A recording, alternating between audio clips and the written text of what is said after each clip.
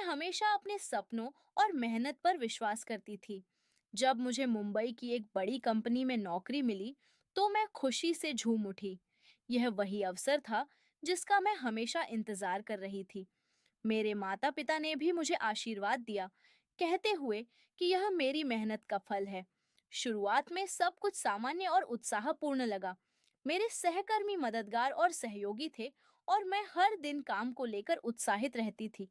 लेकिन मेरे विभाग के प्रमुख रोहन एक सख्त और महत्वाकांक्षी व्यक्ति थे। शुरू में उनका व्यवहार मार्गदर्शन देने वाला और अनुभव से भरा था, लेकिन जल्दी ही मैंने महसूस किया कि उनका रवैया हमेशा न्यायपूर्ण नहीं था। छोटी-छोटी गलतियों के लिए वे मुझे डांटते और बाकी कर्मचारियों के सामने अपमानित करते। उन्होंने कई बार मेरे काम को अनदेखा किया और मेरी मेहनत को अपने नाम कर लिया। हर दिन ऑफिस में आने का मतलब था कि मुझे डर और चिंता का सामना करना पड़ेगा। मैंने खुद को संभाला और कहा, तुम अपने सपनों के लिए आई हो, हार मत मानो। मैंने अपने काम में पूरी मेहनत जारी रखी, लेकिन रोहन का व्यवहार लगातार कठोर होता गया। एक दिन मुझे एक महत्वपूर्ण प्रोजेक्ट पर काम करने का अवसर मिला। मैंने दिन रात मेहनत की, हर विवरण पर ध्यान दिया, पर जब परिणाम सामने आया, रोहन ने उसे पूरी तरह अपने नाम कर लिया और मेरी मेहनत को नजरअंदाज कर दिया। मेरे भीतर गहरी चोट लगी। मेरा आत्मविश्वास टूटने लगा। सहकर्मी चुप थे। मुझे पता था कि अगर मैं आवाज उठाऊंगी, तो मुझे और अधिक कठिनाई का सामना करना पड़ेगा। लेकिन एक छोटी आवाज भीतर कह रही थी, तुम कमजोर नहीं हो, तुम्हारा हक तुम्हारे संघर्ष में है। कुछ ही समय बाद कंपनी में एक ऑडिट टीम आई। मैंने सभी दस्तावेज और रिपोर्ट्स तैयार किए। मेरी मेहनत स्पष्ट थी, लेकिन रोहन ने फिर अपनी चाल चली और मेरे योगदान को अपने नाम कर लिया। इस बार मैंने चुप नहीं रहने का निर्णय लिया। मैंने मानव संसाधन विभाग में शिकायत दर्ज कराई। शुरू में मुझे संदेह और अविश्वास का सामना करना पड़ा, लेकिन मेरे पास सबूत थे। धीरे धीरे जांच शुरू हुई। जांच के महीनों में मैं मानसिक और भावनात्मक तनाव में रही। हर दिन ऑफिस जाना मुश्किल लग रहा था। परिवार और दोस्तों से भी पूरी बात साझा करना कठिन था, क्योंकि समाज में महिलाओं को इस तरह की परिस्थितियों में अक्सर दोषी ठहराया जाता है। फिर भी मैंने हार नहीं मानी। मैंने अपनी मेहनत जारी रखी और अपने हक के लिए खड़ी रही। धीरे धीरे न्याय की प्रक्रिया ने मोड़ दिखाया। रोहन की अन्यायपूर्ण हरकतें सामने आईं। उसे विभाग से हटा दिया गया और मेरी मेहनत और प्रतिबद्धता की सराहना हुई। हालांकि यह यात्रा आसान नहीं थी। मैंने जाना कि वास्तविक सफलता केवल पद, सम्मान या नौकरी में नहीं होती। यह साहस, आत्मसम्मान और अपने अधिकारों के लिए लड़ने में होती है। मैंने महसूस किया कि किसी भी व्यक्ति की ताकत दूसरों की ताकत और अन्याय से कम नहीं होती। जब मैं ऑफिस के गेट से बाहर निकलती हूँ, अपने कदमों में आत्मविश्वास और दृढ़ता के साथ, मैं खुद से कहती हूँ, मैं अभी भी विश्वास करती हूँ, अपने आप में, अपनी ताकत में और अपने सपनों में। जैसे जैसे महीनों बीते, रोहन का व्यवहार और भी नियंत्रित और परेशान करने वाला हो गया। वह छोटी छोटी बातों को मुद्दा बनाकर मुझे डांटते और अपने पसंदीदा कर्मचारियों के सामने मेरी आलोचना करते। कभी कभी वे मीटिंग्स से मुझे बाहर कर देते और मेरी राय को पूरी तरह अनदेखा कर देते। हर दिन मैं ऑफिस में आती और महसूस करती कि मेरे हर कदम पर निगाहें हैं। मुझे लगता कि कोई मेरी गलती की प्रतीक्षा कर रहा है। मेरी नींदें कम हो गई थीं और खाने पीने में भी मन नहीं लगता था।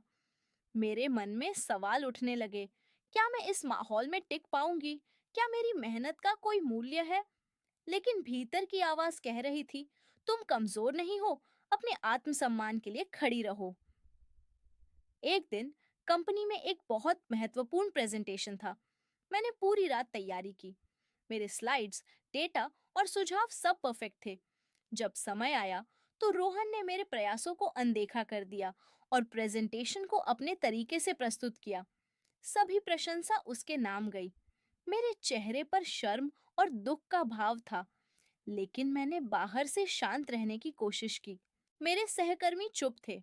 मुझे लगा कि कोई भी मेरी मदद नहीं करेगा। मैंने कई बार सोचा कि क्यों मैं यहाँ आई थी, क्यों मुझे इस सब का सामना करना पड़ रहा है। लेकिन अंदर एक आवाज थी जो बार बार कहती थी, तुम हार नहीं मान सकती, यह सिर्फ एक परीक्षा है। फिर एचआर विभाग ने मुझे बुलाया और कहा कि ऑडिट टीम ने मेरी रिपोर्ट्स और प्रोजेक्ट दस्तावेजों की समीक्षा की है। सबूत स्पष्ट थे, मेरे योगदान को छिपाया गया था और रोहन की अन्यायपूर्ण हरकतें सामने आईं। मैंने गहरी सांस ली। यह पहला पल था जब मुझे लगा कि न्याय संभव है, लेकिन प्रक्रिया लंबी थी। महीनों तक मैं मानसिक और भावनात्मक तनाव में रही। कई बार मैं रोहित से खुद को अलग करने की कोशिश करती, लेकिन भीतर डर और चिंता थी। मुझे महसूस हुआ कि भारत में महिलाएं इस तरह की परिस्थितियों में अक्सर अकेली पड़ जाती हैं। इन कठिन महीनों में मैंने अपने परिवार और कुछ भरोसेमंद दोस्तों से समर्थन लिया। उन्होंने मुझे याद दिलाया कि मेरा साहस और मेहनत ही मेरी शक्ति है। धीरे धीरे मैं अपनी आत्मा और आत्मविश्वास को दोबारा पाने लगी। जांच के आखिर में रोहन को विभाग से हटा दिया गया। मेरी मेहनत और ईमानदारी की सराहना हुई। मुझे पदोन्नति मिली और मेरी टीम में भी सम्मान बढ़ा। पर मैंने जाना कि वास्तविक सफलता केवल पद और सम्मान में नहीं होती। यह साहस, आत्मसम्मान और अपने हक के लिए लड़ने में होती है। आज जब मैं ऑफिस के गेट से बाहर निकलती हूँ, अपने कदमों में आत्मविश्वास और दृढ़ता के साथ, मैं खुद से कहती हूँ, मैं अभी भी विश्वास करती हूँ, अपने आप में, अपनी ताकत में और अपने सपनों में। मेरे अंदर धीरे धीरे एक बदलाव आने लगा। मैंने महसूस किया कि डर और चिंता के बीच भी मैं मजबूत बन सकती हूँ। हर दिन मैं अपने काम में पूर्णता लाने की कोशिश करती और रोहन की अन्यायपूर्ण हरकतों का सामना धैर्य और साहस से करती। मेरे लिए यह केवल नौकरी नहीं थी, बल्कि एक लड़ाई थी अपने आत्मसम्मान और अधिकार के लिए। कई बार मुझे ऐसा लगा कि मैं अकेली हूँ। सहकर्मी शायद डर के कारण चुप थे, लेकिन मेरे अंदर की आग ने मुझे आगे बढ़ाया। मैंने खुद से कहा, तुम्हें रोहन या किसी और की ताकत से डरने की जरूरत नहीं। तुम अपनी मेहनत और ईमानदारी से सब कुछ बदल सकती हो। एक दिन एक महत्वपूर्ण मीटिंग में रोहन ने मुझे बार बार बीच में काटा और मेरी राय को नजरअंदाज किया। मैं भीतर से टूट गई, पर मैंने बाहर से शांत रहने का प्रयास किया। मेरी नजरों में दर्द और हिम्मत दोनों झलक रहे थे। इस दिन मुझे एहसास हुआ कि केवल साहस और सच्चाई ही इंसान को कमजोर नहीं होने देती। मैंने तय किया कि अब मैं चुप नहीं रहूंगी। मैंने एचआर से पूरी कहानी साझा की, सबूत के साथ, और अपने अधिकारों के लिए खड़ी हो गई। उन्होंने मेरी बातों को गंभीरता से लिया और जांच शुरू की। जांच के दौरान मुझे कई चुनौतियों का सामना करना पड़ा। मानसिक और भावनात्मक रूप से मैं थक गई थी। कई बार यह सोचकर कि क्या मेरे प्रयास व्यर्थ जाएंगे, मैं टूटने के कगार पर थी। लेकिन भीतर की आवाज कह रही थी, तुमने हार नहीं मानी है और यही तुम्हारी जीत का पहला कदम है। कुछ महीनों के बाद जांच पूरी हुई। रोहन की अन्यायपूर्ण हरकतें सामने आईं। उसे विभाग से हटाया गया और मेरी मेहनत को मान्यता मिली। मेरी टीम और सहकर्मियों ने भी मेरा सम्मान किया। इस कठिन यात्रा ने मुझे यह सिखाया कि वास्तविक शक्ति किसी पद, सम्मान या पदोन्नति में नहीं होती। यह साहस, आत्मसम्मान और अपने हक के लिए खड़े होने में होती है। मैंने महसूस किया कि जब हम अपने अधिकारों के लिए लड़ते हैं, तो समाज की नफरत और अन्याय भी हमें कमजोर नहीं कर सकता। आज जब मैं ऑफिस के गेट से बाहर निकलती हूँ, अपने कदमों में आत्मविश्वास और दृढ़ता के साथ, मैं खुद से कहती हूँ, मैं अभी भी विश्वास करती हूँ, अपने आप में, अपनी ताकत में और अपने सपनों में। जैसे जैसे समय बीतता गया, मेरी मानसिक मजबूती बढ़ने लगी। मैं अब केवल रोहन की अन्यायपूर्ण हरकतों के प्रति प्रतिक्रिया नहीं कर रही थी, बल्कि हर परिस्थिति में अपने आत्मसम्मान को बनाए रखने की कोशिश कर रही थी। हर दिन ऑफिस का वातावरण मुझे चुनौती देता, लेकिन मैं धीरे धीरे सीख रही थी कि डर के सामने झुकना कोई विकल्प नहीं है। कई बार मुझे ऐसा लगा कि मेरी मेहनत व्यर्थ जा रही है। मेरी रिपोर्ट्स, प्रेजेंटेशन और सुझाव अक्सर अनदेखा कर दिए जाते। सहकर्मी चुप रहते, शायद डर या अनिश्चितता के कारण। कई बार मैं अकेली महसूस करती, लेकिन भीतर की आवाज बार बार कहती, तुम कमजोर नहीं हो, अपनी मेहनत और ईमानदारी पर भरोसा रखो। एक दिन रोहन ने मीटिंग के दौरान मुझे सार्वजनिक रूप से शर्मिंदा किया। मेरे चेहरे पर लाली छा गई और भीतर से मैं टूटती हुई महसूस कर रही थी। लेकिन बाहर से मैंने शांत और स्थिर रहने की कोशिश की। मैंने खुद से कहा, यह केवल क्षण है, तुम मजबूत हो और इस क्षण को पार कर सकती हो। फिर एचआर विभाग ने मुझे बुलाया और कहा कि वे मेरी शिकायत को गंभीरता से ले रहे हैं। उन्होंने मुझे आश्वासन दिया कि जांच प्रक्रिया शुरू हो रही है। इस दिन मुझे पहली बार लगा कि न्याय की उम्मीद अभी भी बाकी है। जांच के महीनों कठिन और थकाऊ रहे। मैंने कई बार सोचा कि क्या मैं इस प्रक्रिया में टिक पाऊंगी।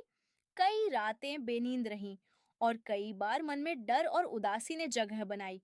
लेकिन भीतर की आवाज हमेशा कहती रही, तुमने अब तक संघर्ष किया है, हार नहीं मानो। धीरे धीरे न्याय की प्रक्रिया ने मोड़ दिखाया। रोहन की अन्यायपूर्ण हरकतें सामने आईं। उन्हें विभाग से हटा दिया गया और मेरी मेहनत को सम्मान मिला। मेरी टीम ने भी मुझे सशक्त और योग्य माना। इस पूरी यात्रा में मैंने महसूस किया कि वास्तविक सफलता केवल पद, सम्मान या नौकरी में नहीं होती। यह साहस, आत्मसम्मान और अपने हक के लिए खड़े होने में होती है। मैंने सीखा कि जब हम अपने अधिकारों और आत्मसम्मान के लिए लड़ते हैं, तो समाज की नकारात्मकता और अन्याय भी हमें कमजोर नहीं कर सकते। आज जब मैं ऑफिस के गेट से बाहर निकलती हूँ, अपने कदमों में दृढ़ता और आत्मविश्वास के साथ मैं खुद से कहती हूँ, मैं अभी भी विश्वास करती हूँ, अपने आप में, अपनी ताकत में और अपने सपनों में। जैसे जैसे जांच पूरी हुई और रोहन को विभाग से हटाया गया, मेरे भीतर एक अद्भुत हल्का सा आनंद और संतोष पैदा हुआ। मेरी मेहनत, धैर्य और साहस ने आखिरकार फल दिया था। लेकिन यह अनुभव केवल जीत या पदोन्नति के बारे में नहीं था। यह मेरे आत्मसम्मान, मेरी ताकत और मेरे विश्वास की कहानी थी। मैंने देखा कि मेरे सहकर्मी अब मुझे सम्मान से देखते हैं। कुछ ने मुझसे माफी भी मांगी कि उन्होंने शुरुआत में चुप रहकर मेरा साथ नहीं दिया। मैंने महसूस किया कि साहस कभी भी अकेले नहीं आता, लेकिन अपने हक के लिए खड़े होने पर अन्य लोग भी बदल सकते हैं।